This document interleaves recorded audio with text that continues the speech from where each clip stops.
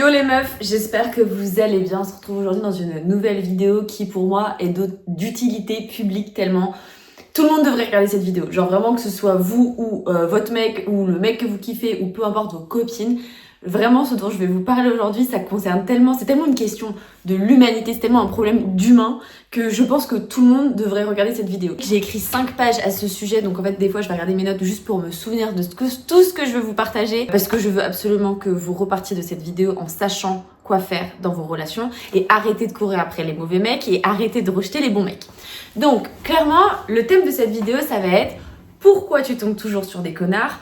Ou plutôt, pourquoi tu veux toujours te mettre avec le mec qui veut pas être avec toi et pourquoi tu rejettes toujours le mec parfait, celui qui fait les dates bien, celui qui coche toutes les cases, pourquoi celui-là tu peux pas te le piffrer et pourquoi tu veux toujours aller avec celui qui veut pas de toi et pourquoi le mec indisponible est toujours plus beau que le mec qui veut s'engager avec toi. Comment ça se fait? C'est quoi ce truc trop bizarre quand même que les mecs beaux sont jamais ceux qui s'investissent vraiment et les mecs qui veulent s'engager avec toi ils sont toujours moins beaux, ils ont toujours un peu un air de bolos, c'est un peu des victimes, enfin, tu les respectes pas ces gars-là. Qu'est-ce qui se passe? Je vais aller t'expliquer en fait ce qui se passe dans ton cerveau et surtout la bonne nouvelle c'est que je vais t'expliquer comment changer ça. Si tu me connais pas déjà, moi c'est Marine, je suis coach en confiance en soi et j'accompagne essentiellement des femmes mais aujourd'hui quelques hommes à prendre confiance en eux pour ensuite construire des relations amoureuses beaucoup plus saines. Si c'est un sujet qui t'intéresse, tu peux cliquer sur s'abonner juste en dessous de cette vidéo et me suivre également sur Instagram, marine_Vézier. Donc aujourd'hui, je te le disais, on va parler d'un sujet qui est d'utilité publique, c'est-à-dire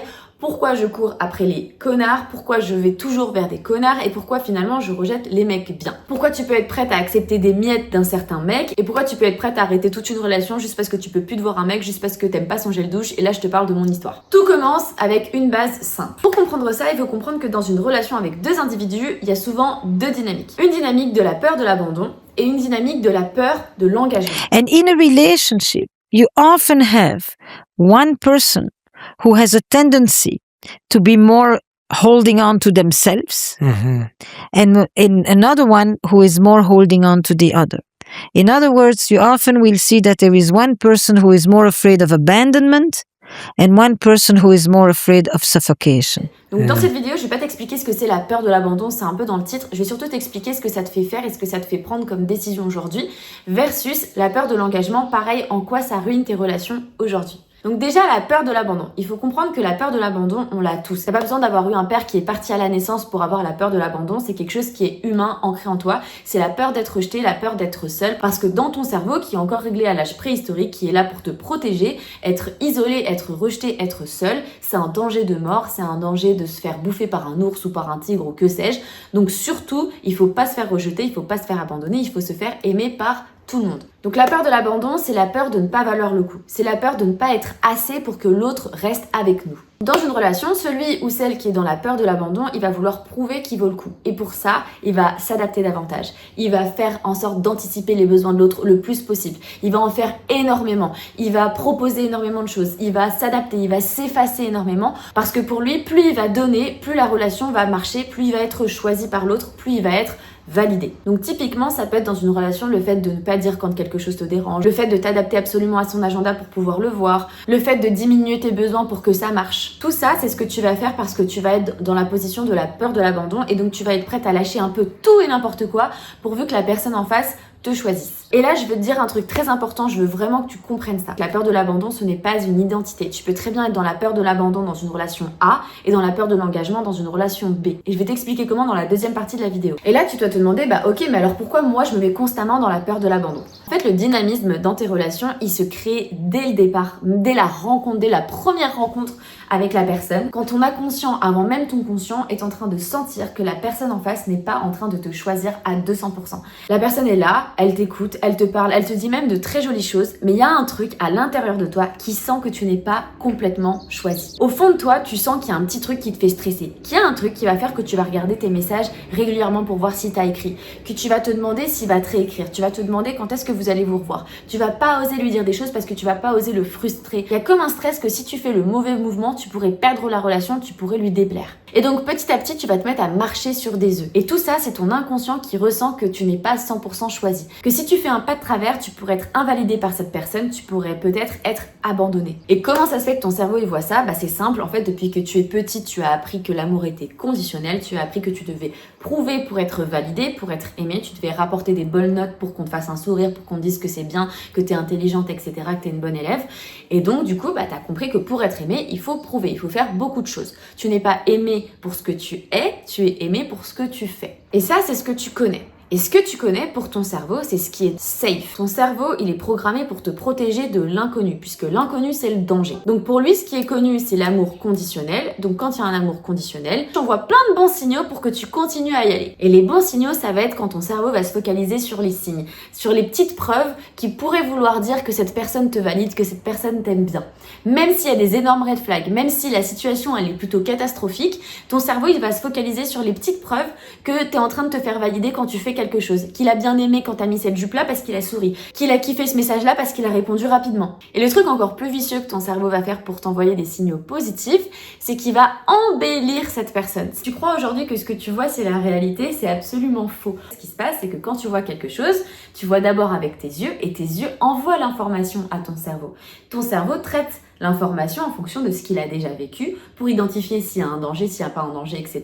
Et c'est cette information-là qui va être transmise. Donc les informations qui te sont transmises, elles sont jamais complètement objectives et neutres. Elles sont toujours en fonction de ce que tu as vécu. Donc quand tu vois une personne, même quand tu la connais pas, tu ne vois pas cette personne comme une feuille blanche. Tu vois cette personne en fonction de ce que ton cerveau a fait comme analyse, en fonction de ton histoire, de tes traumas. Et c'est en fonction de tout ça que ton cerveau va te dire « let's go » ou à l'inverse « n'y va pas, c'est chelou ». Et donc, c'est ce qui va faire que le mec indisponible qui te donne à moitié l'heure et qui a pas vraiment envie de s'engager, il va être aussi beau.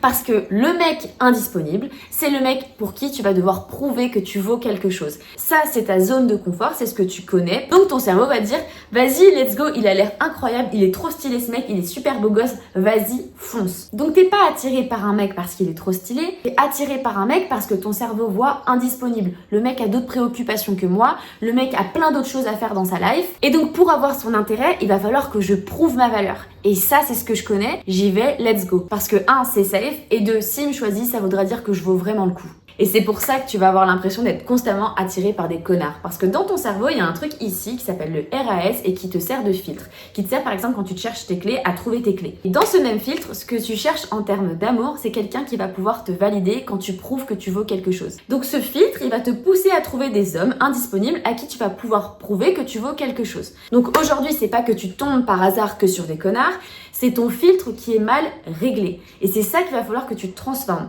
Parce qu'aujourd'hui, en fait, oui, tu es poussé à aller vers des mecs beaux gosses, stylés, indisponibles, qui vont pas s'engager avec toi, et c'est à chaque fois vers ça que tu vas aller. Et la bonne nouvelle, c'est qu'une fois que tu en es consciente, tu peux changer ça. Et la première étape pour changer ça, c'est de te rendre compte de ta valeur. Parce qu'aujourd'hui, ce que tu cherches dans une relation, c'est de prouver ta valeur, c'est de prouver que tu vaux le coup, c'est de prouver que tu peux être validé. Donc à partir du moment où tu vas réussir à te valider toi-même, à retrouver ta propre valeur, à être convaincu de ta valeur, tu ne seras plus à la recherche de la validation extérieure, de la validation de l'autre. Et donc, tu pourras régler ce filtre et dire non, non, non, non, non, là, je ne cherche plus quelqu'un qui me valide, je cherche quelqu'un qui me choisit à 200% pour qui je suis. Alors justement, si cette première partie de la vidéo t'a parlé sur la peur de l'abandon et si t'as envie de changer ce vieux réflexe d'aller constamment vers des hommes qui te choisissent pas, vers des hommes indisponibles, j'ai créé un programme qui s'appelle Choose, justement pour t'apprendre à te choisir, pour apprendre à choisir tes besoins avant le fait de plaire, pour apprendre à changer ce filtre et à aller vers des relations qui sont beaucoup plus saines. Si ça t'intéresse, je t'ai mis le lien de Choose juste en dessous dans la description. Bon, maintenant qu'on a vu la première partie sur la peur de l'abandon, on va s'attaquer au nerf de la guerre. Parce que la peur de l'abandon, je pense que tu l'as déjà beaucoup Google, que si tu me suis, c'est que c'est quelque chose qui te parle depuis longtemps. C'est normal parce qu'en fait, elle fait appel à tes douleurs profondes. Pourquoi il m'écrit pas? Pourquoi il m'aime pas? Pourquoi il me choisit pas? Et ça, c'est un truc qui va te faire ruminer constamment. Donc, tu vas te focaliser là-dessus. Et tu vas te focaliser sur le mec qui te choisit pas. Sauf que, il y a tout un autre pan des relations que tu ne regardes pas et ça, c'est la peur de l'engagement. Et ça aussi, tu l'as déjà vécu, simplement tu t'en rends moins compte parce que ça te fait pas vivre une douleur. Et donc cette partie-là, elle est beaucoup trop sous-cotée parce que c'est exactement là que tu foires tes relations, c'est exactement là que tu passes à côté des bonnes personnes. La peur de l'engagement, c'est pas la peur de se marier, c'est pas la peur d'être dans un couple sérieux, parce que là je suis sûre que tu vas me dire mais si, je sais que je veux être en couple, j'ai pas la peur de l'engagement. Non, mais la peur de l'engagement, c'est pas la peur d'être en couple. La peur de l'engagement, c'est bien plus profond que ça. C'est la peur de s'oublier, c'est la peur de s'effacer et de suffoquer dans une relation qui t'emprisonne, c'est la peur d'être emprisonné. Donc quand tu te retrouves dans la position de la peur de l'engagement, là tu vas avoir envie de ralentir, tu vas avoir envie de mettre de plus en plus de barrières pour pas laisser l'autre prendre trop de place. Et si ça continue, tu vas réussir à apprécier la personne, mais en même temps, pas trop longtemps. Alors comment ça se passe? La peur de l'engagement, comme la peur de l'abandon, c'est quelque chose qui se passe dès le début de la rencontre, au tout début. Et là, ça va être quand tu vas sentir que la personne en face, elle est méga intéressée. Elle te choisit à 200%, t'as aucun doute. Genre là, tu sais que le mec te surkiffe. Par exemple, tu peux repenser à ce mec au lycée ou au collège qui était fou amoureux de toi. Et là, t'avais aucun doute de si le mec il voulait être en couple ou pas. Tu savais que le mec, juste, il était dingue de toi. Si tu lui avais dit que t'adorais les fleurs, le lendemain, il t'aurait acheté des fleurs. Là, pour le coup, tu sais que tu es choisi à 200%. Et c'est ça le problème, c'est que t'es choisi à 200% alors que t'as rien fait. Et si on reprend tout ce qu'on vient de voir dans la partie précédente, il est exactement là le problème. Le fait d'être choisi alors que t'as rien fait juste pour qui tu es, ça va créer comme un malaise en toi. Tu vas pas avoir besoin de prouver ta valeur et ça c'est pas normal, c'est pas dans ce que tu connais, c'est pas familier. Et ce qui est pas familier, pour ton cerveau, c'est dangereux. Donc ton cerveau va t'envoyer plein de signaux pour te dire c'est chelou, c'est dangereux, vas-y recule, n'y va pas. Et qu'est-ce qui va t'envoyer comme signaux ton cerveau? Il va commencer à avoir plein de petites choses, plein de petits défauts que t'aimes pas chez lui. Tous les petits détails, le gel douche que t'aimes pas, la petite expression de visage que t'aimes pas, tu vas commencer à lui faire de plus en plus de reproches.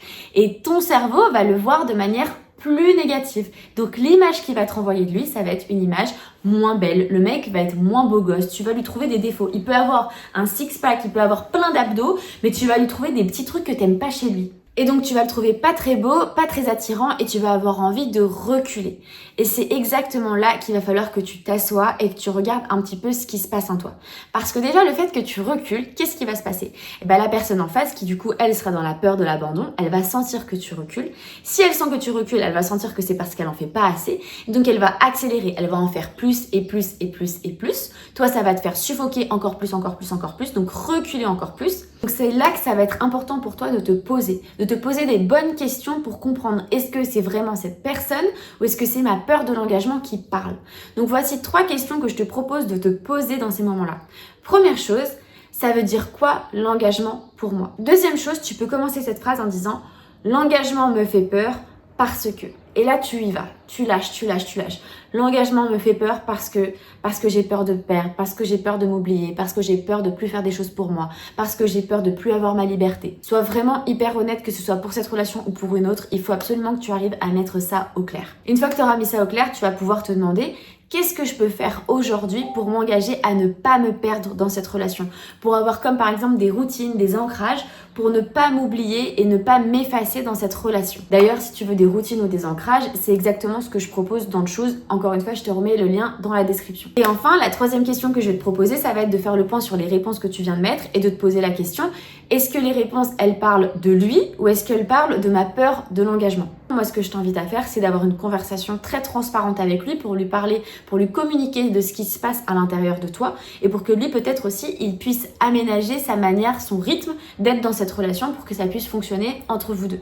Et si je dis lui plutôt que elle, c'est parce que ma conviction profonde, c'est que pour qu'une relation fonctionne, en tout cas pour qu'une relation soit vraiment saine des deux côtés, il vaut mieux que la fille soit dans la peur de l'engagement et que l'homme soit dans la peur de l'abandon dans une relation hétérosexuelle. Pourquoi? Parce que les femmes, on a énormément besoin d'être rassurées. Et autant tu pourras être rassurée par un mec qui est dans la peur de l'abandon et donc qui t'aime, qui te choisit à 200% et donc qui va avoir envie de te rassurer constamment parce qu'il t'aime, autant quand tu seras toi dans la peur de l'abandon, tu vas avoir besoin de réassurance et le mec dans la peur de l'engagement, il aura pas cette énergie à te donner pour te rassurer constamment. Il aura un peu la flemme parce que lui-même, il n'est pas vraiment sûr d'être dans cette relation. Donc pour moi, pour qu'une relation soit plus saine, pour que toi tu te sentes sereine, il vaut mieux que la femme, pour moi, mais vraiment c'est mon point de vue, il vaut mieux que la femme soit dans la peur de l'engagement et l'homme dans la peur de l'abandon. Mais encore une fois, chacun ses points de vue, moi c'est le mien. En conclusion, conclusion, ce que je veux que tu comprennes aujourd'hui, c'est que ce que tu traverses aujourd'hui, les schémas que tu répètes depuis des années, c'est pas une fatalité. Tu peux changer ça, tu peux changer tes schémas et pour ça, il va falloir que tu travailles avant tout sur toi, sur ta perception de l'amour, sur ce que tu recherches et avant tout sur ta perception de toi, sur l'amour que tu acceptes de recevoir aujourd'hui, sur le fait d'accepter d'être choisi. Et tout ça, c'est les sujets dont je parle sur mon Instagram, sur YouTube et surtout, c'est ce que je te fais travailler dans Choose. Donc encore une fois, si tu veux retrouver Choose, tu peux cliquer dans le lien juste en dessous. Moi en attendant, je te fais plein de bisous. Si cette vidéo t'a plu, tu peux me laisser un commentaire ou tout simplement t'abonner à cette vidéo et on se retrouve très bientôt. Plein de bisous.